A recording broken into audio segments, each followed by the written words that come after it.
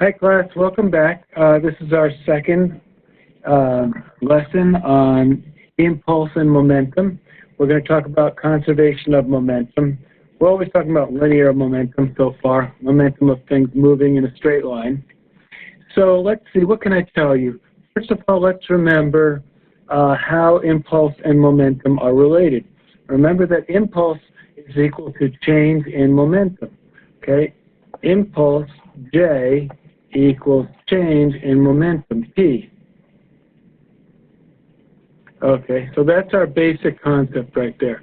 So if we have a system of several different objects, then this gets changed a little bit because now we're talking about the sum of the external forces. J is forces times time, right?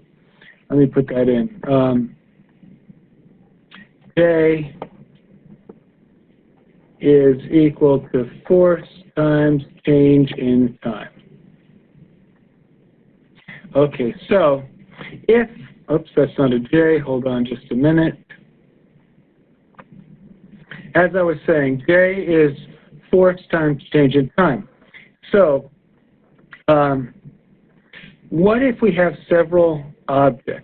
Okay, so what we're going to really mean then is the sum of the forces external to the objects, not the forces that are maybe between the objects. So in this case, we're going to say that J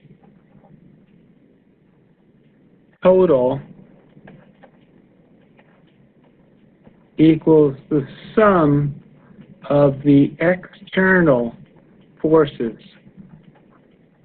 Those are the forces that are not between the objects, but the forces that are, let me just fix that.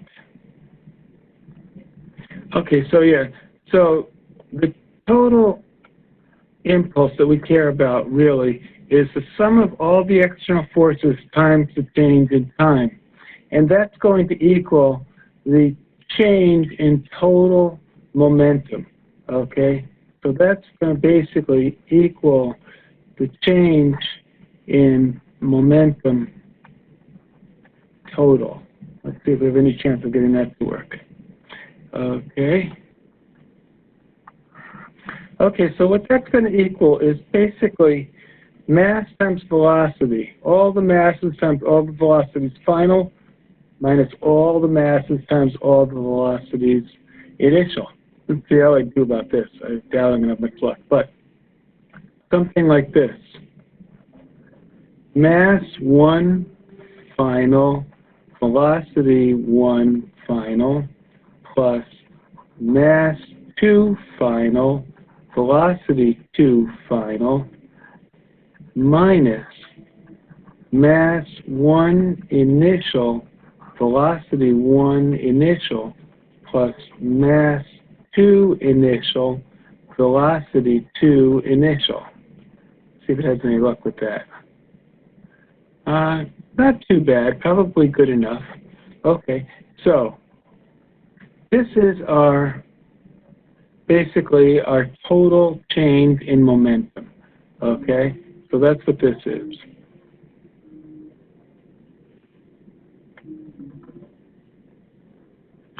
So if we basically have several objects, we look at the momentum, the final momentums, add them up for all the objects, and that should equal the initial momentums. I mean, that minus the initial momentums for all the objects should equal the total impulse on the system. Well, what if there are no total, if you add up all the external forces on the system, they add to 0. So basically you have a system where the total impulse is 0. Then the change in momentum is 0. So that's basically the conservation of linear momentum. So we say that when we have no external forces, there's no change in momentum. So let's see if I can write that down.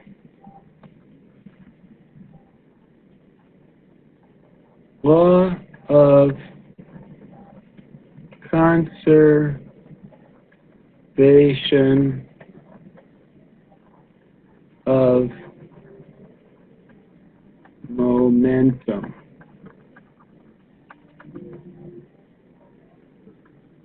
Okay, so the law of conservation of momentum says that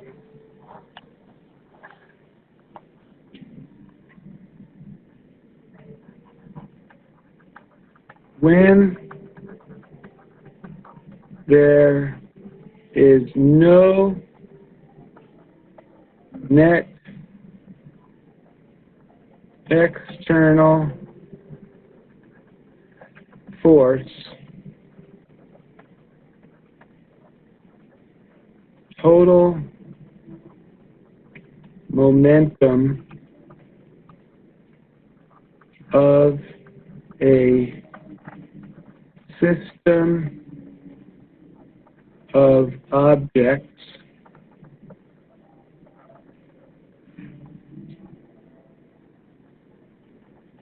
does not change.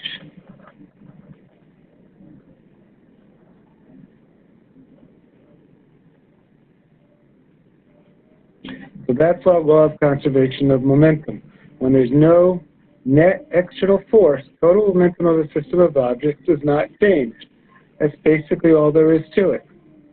This here is the sum of the final momentums. This is the sum of the initial momentums. So in this case, when there's no external force, these two are equal. There's no change. So let's try example 6 on page 203. Okay, so I'm going to go to a new page.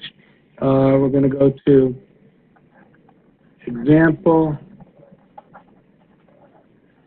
6 on page 203. Whoops. Okay, so if you need to pause this to go get your book, go right ahead. And I'm going to get my book here, page 203, example 6. Let's see what we have. Starting from rest, two skaters push off each other on the smooth, level ice where friction is negligible. That means basically we don't count friction. As figure 7.10a shows. One is a woman, mass 1 is 51 kilograms. Okay. Mass 1 is 51 kilograms. One is a man. Mass 2 is 88 kilograms. Mass 2 is 88 kilograms. Part B of the drawing shows that the woman moved away with a velocity of v final 1 of 2.5 meters per second.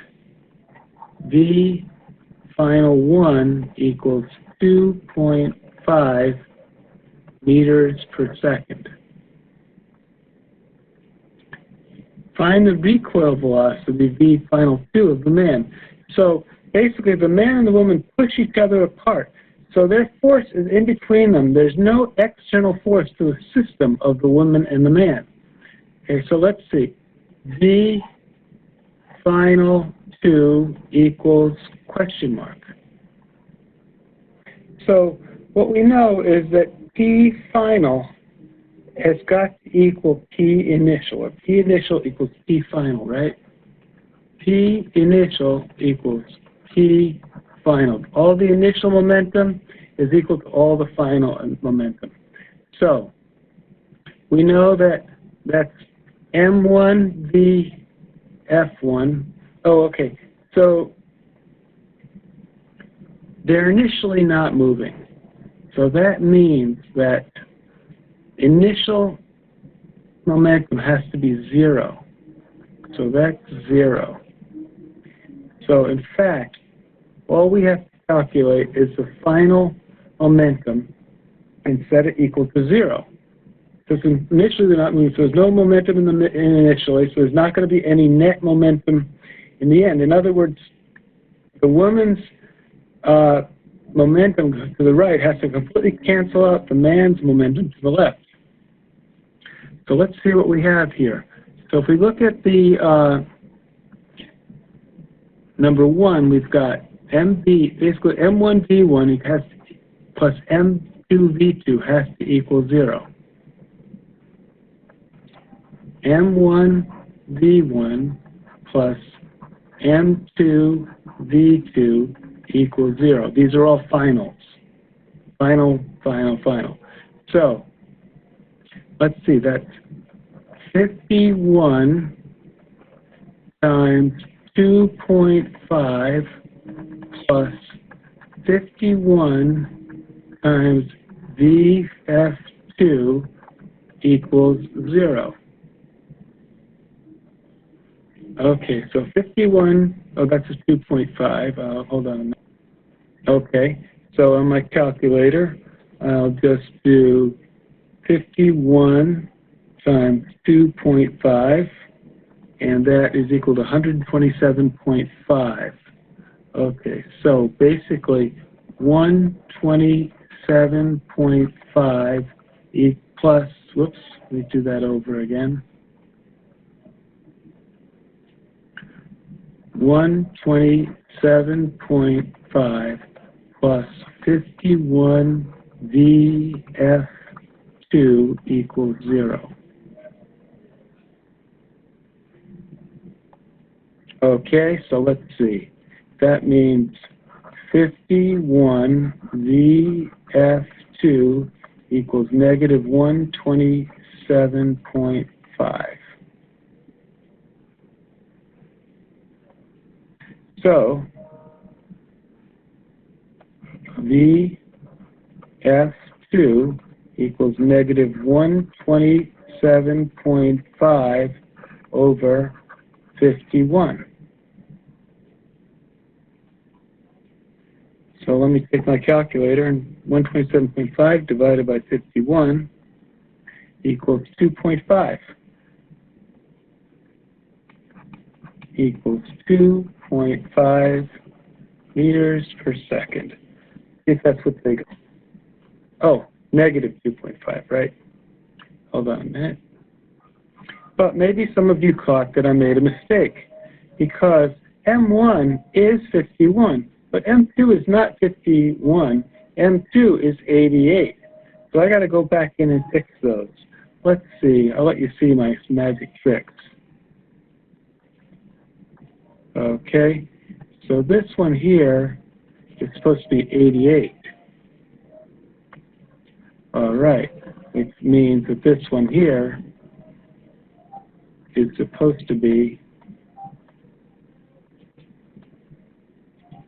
88.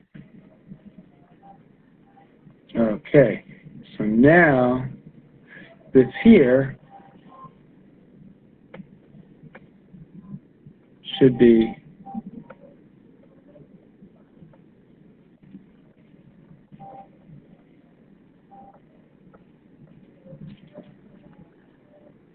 88. And this here should be 88, giving us 127.5 divided by 88. 127.5 divided by 88, which is approximately 1.4. Okay.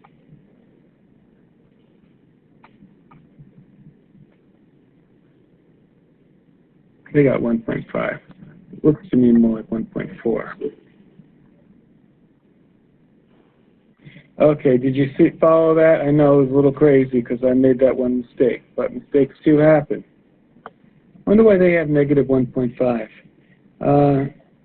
54 kilograms. I don't know. Anyway, 51. Let's make sure we got these right. Oh, 54 and 88, not 51 and 88. Oh my God. Okay, I'm going to pause it and fix these for you. Okay, all fixed. So we got 54 and 88. So we have M1V1, that's 54 times 2.5 plus 88 times V final 2 equals 0. 54 times 2.5 gives 135 plus 88 times V final 2 equals 0. So we subtract 135 from both sides. Then we have to divide both sides by 88. And in fact, we do get 1.5 meters per second. If you want to pause this and take notes or fix the notes, because since I gave them to you wrong twice, that would be fine.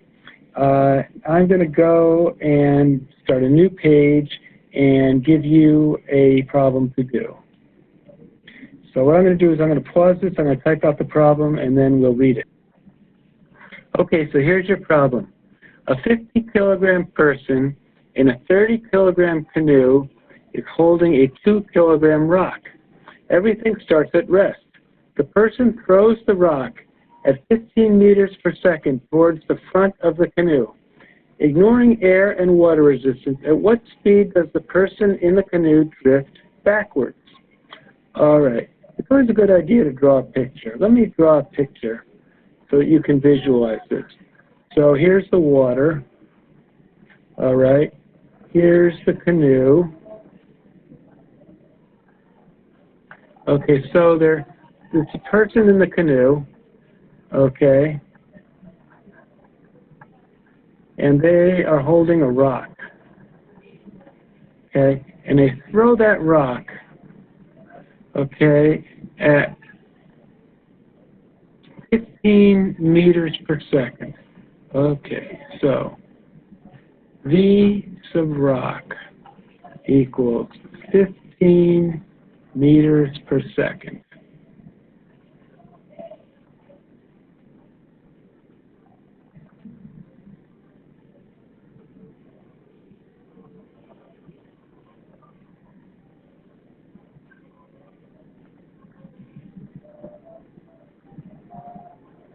Okay, so as you might guess, there's a momentum of that rock going forward, and there's going to be momentum of the person in the canoe going backward, and they have to cancel each other out because initially there's no momentum, so finally there has to be no momentum. So why don't you go ahead and try solving the problem, and then I'll give it a try. Okay, so let's call the rock M1. Okay, so let's see, it's 2 kilograms. M1 equals 2 kilograms. Now let's think what M2 is. The canoe and the person. That's a 30-kilogram canoe and a 50-kilogram person. So that's 80 kilograms. M2 equals 80 kilograms.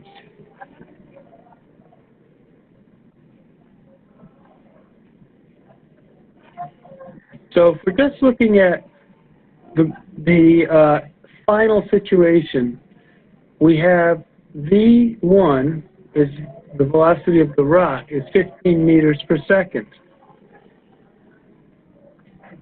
V1 equals 15 meters per second. And what we want to find is V2. V2 is question mark. But we know that the total momentum starts out at 0, it has to end up at 0. So V1 M1 plus V2 M2 has to equal 0. Okay, so let's see, what does that mean? That means 15, or here's the MV. So I'll say 2 times 15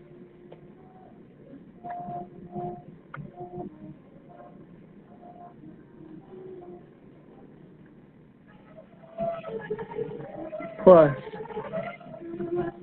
80 times V2 equals 0.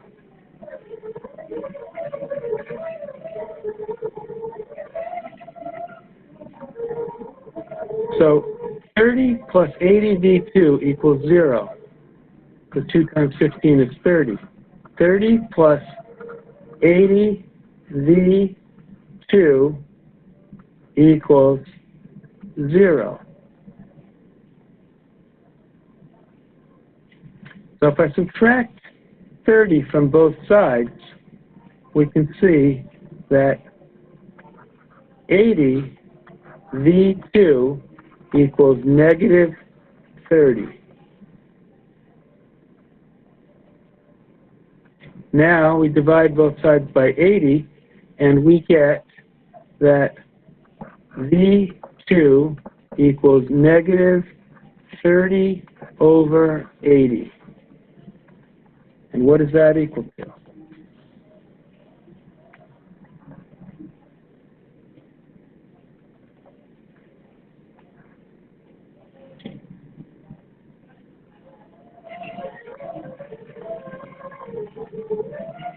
That's equal to negative 0.375 meters per second.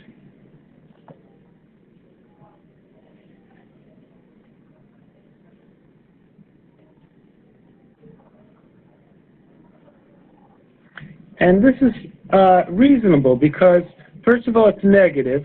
So you figure, hold on a minute. If the rock goes to the right, the canoe and the person are going to have to go to the left. But the canoe and the person weigh much more than the rock does. So while the rock goes to the right at 15 meters per second, the canoe and the person only go 0.375 meters to the left, per second to the left. Because it has to be the same momentum. The momentums have to cancel each other out, which is mass times velocity. So the one with the higher mass is going to have a lower velocity. So that's basically our lesson for today. Let's go back and look at the first page for a second.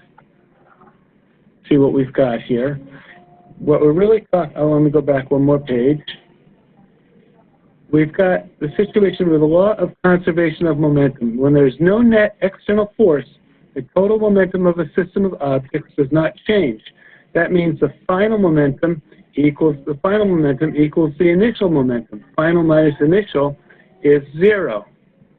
So in the situations that we saw, we always had a 0 initial, so we just set the final equal to 0 and then solve for the unknown, usually a velocity. That's all for now. We'll do some problems in class, and you'll get to practice this stuff. Bye.